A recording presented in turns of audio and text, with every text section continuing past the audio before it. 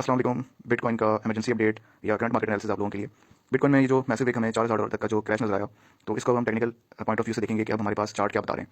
Bitcoin का चूंकि अब नया हाई बन चुका है, यानी अप ट्रेंड की सूरत में अब हमारे पास अप ट्रेंड बरकरार रखने के लिए जो जोन है वो 40,200 का जोन, इसको ब्रेक नहीं करना चाहिए बिटकॉइन को। और अगर ये ब्रेक नहीं हुआ, जो कि अभी तक नहीं हुआ, तो ये हमारे लिए खुशाइन बात है कि अब हमें दोबारा एक नया हाई देखने को मिल सकता है 46,000 और 48,000 का। ये फ्लिप होने के बाद फिर हमें रिवर्सल देखने को मिलेगा ETF की न्यूज़ के बाद या उससे आगे पीछे। तो कहने का मकसद है कि अभी अप ट्रेंड बिटकॉइन का जो है वो अभी तक ट्रेंड जो है वो ब्रेक नहीं हुआ, ट्रेंड शिफ्ट नहीं हुआ, क्योंकि अभी तक हम प्रीवियस जो हमारा हाई है, जैसे कि अप ट्रेंड में हमारे पास प्रीवियस जो जो हमारे पास जो पॉइंट ऑफ इंटरेस्ट होता है, यानी हमारे लिए जो जोन अहम किरदार अदा करती है, वो या तो पिछला हाई होता है या पिछला लो होता है। तो नया हाई बनाने के बाद हमारे पास दूसरा जो पॉइंट ऑफ इंटरेस्ट था वो ये था पिछला हाई, यानी कि 44,000 वाला जोन। ये ब्रेक होने के बाद अब हमारे पास दूसरा जो पॉइंट ऑफ इंटरेस्ट था, जो कि नहीं ब्रेक होना चाहिए था, वो नहीं भी ब्रेक हुआ, लेकिन वो जोन था कौन सा, 40,200। तो या इसका मतलब है अप ट्रेंड अभी बरकरार है, हाँ, लेकिन अब जो है बिटकॉइन का रिवर्सल करीब है। यानी अब आप यहाँ से जो ट्रेड्स लेंगे, इनको आप स्कैल्प कह लें या ये लास्ट चांस कह लें, इसके बाद बिटकॉइन में हमें रिवर्सल देखने को मिलेगा। और ये हो सकता है आखिरी रिवर्सल भी हो, आखिरी मौका हो हमें स्पॉट में बिटकॉइन बाय करने का या बाकी ऑल्ट कॉइन्स बाय करने का, जब बिटकॉइन हमें यहाँ से रिवर्सल देकर 30,000, 32,000 और हो सकता है 28,000 की जोन को भी स्ट्राइक देता हुआ नजर आए।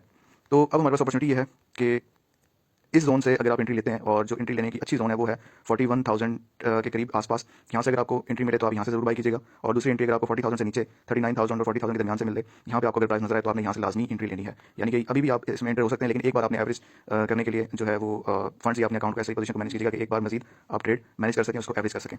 तो अगर बिटकॉइन जो अभी आपके जहन में सवाल आया होगा कि अगर हम कह रहे हैं कि ये 40,200 की सपोर्ट नहीं ब्रेक होती तो हम बुलिश हैं, तो आप कह रहे हैं कि अगर ये 40,000 से नीचे जाए तो तभी आप लॉन्ग कर लें। जी बिल्कुल, वो इसलिए क्योंकि इस जोन के नीचे लिक्विडिटी बहुत बड़ी हुई है, और जो ये नीचे वाला जोन है ये स्ट्रॉन्ग एक सपोर्ट का काम भी कर रहा है। अगर मार्केट हमें यहाँ पे नीचे एक मैसिव डंप दे, जो कि लग नहीं रहा, लेकिन अगर देती है कि अगेन दोबारा ये एक नया लो बनाती है और उसके बाद दोबारा 40,200 के अंदर अपने जोन के अंदर दोबारा दाखिल हो जाती है, यानी कि अपना जो प्रीवियस लो है उस जोन के अंदर दोबारा दाखिल हो जाती है, तो ये भी हमारे लिए खुशाइन बात है। और मार्केट बेसिकली अब हो सकता है कि करे भी यूं ही।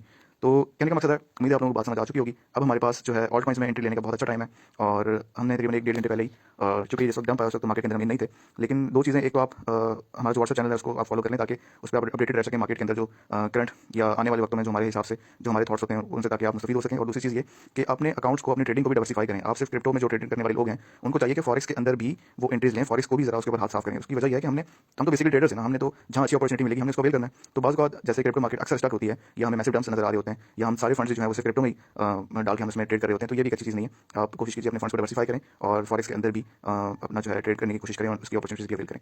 तो कहने का मकसद है कि अभी हमारे पास जो इस वक्त भी हमारे पास जो टारगेट्स हैं वो बिल्कुल मुमकिन है, पॉसिबल है। पहला टारगेट 46,000 और 48,000, और आने वाले दिनों में हमें जो रिवर्सल बिटकॉइन का नजर आ सकता है वो हमें ये 48,000 की जोन फ्लिप होकर और फिर दोबारा यहाँ से रिवर्सल नजर आ सकता है। अब दूसरी चीज़ ये भी है कि अगर बिटकॉइन जो ये डंप आया है बिटकॉइन में अचानक ये वाला, अब इसके बाद अगर बिटकॉइन ये 48,000 की जोन से रिवर्सल अगर नहीं लेता, क्योंकि इस वक्त जैसे कि यहाँ पे बहुत सारे लोग 45,000 के ऊपर बुलिश हो चुके थे हम सारे, तो अब यही फंडामेंटल्स या यही जो है आप कह लें कि जो सेंटीमेंट्स हैं वो सेंटीमेंट्स यहाँ पे बेरिश होंगे। जितने यहाँ पे बुलिश थे 48,000 से ऊपर, वही सेंटीमेंट्स बेरिश होंगे। तो हो सकता है हमें ये 48 और 50,000 की जोन ब्रेक होकर अल्टीमेट 56 और 58,000 पे भी जाता हुआ नजर आए, सबको लिक्विडेट करने के लिए।